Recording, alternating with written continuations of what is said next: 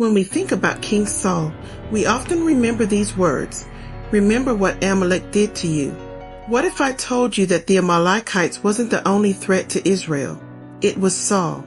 This was the moment his disobedience cost him his kingdom. God gave Saul a clear command through the prophet Samuel, completely destroy the Amalekites. This was the nation that attacked Israel from behind during the Exodus and was still a thorn in their side. But Saul didn't fully obey. He spared their king Agag.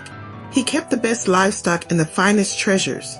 Essentially, he kept anything that made him look powerful and successful, destroying only what he considered worthless.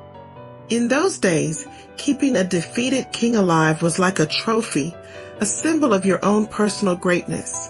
When Samuel confronted him, Saul did what pride always does. He made excuses. He blamed the people. He tried to justify his actions, saying the animals were for sacrifice. He protected his image instead of obeying God's will. And here's the powerful revelation.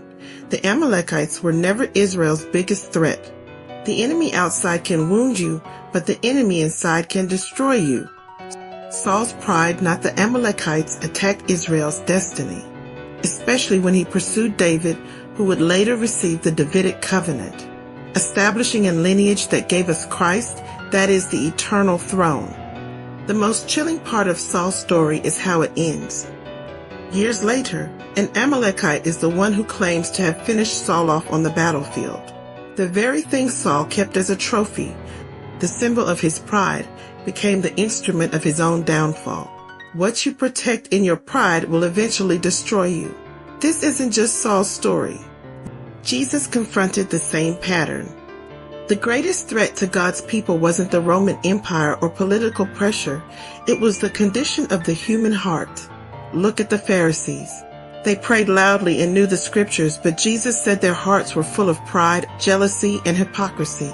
Rome didn't crucify Jesus.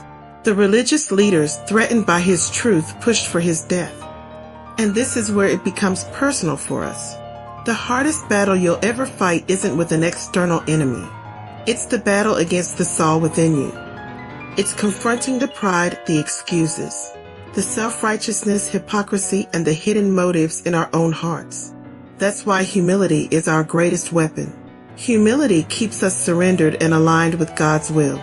The Amalekites outside can't stop what God has ordained for your life, but our own pride can make us forfeit our inheritance. Let's choose humility and surrender to His will. Thanks for watching. Like and subscribe.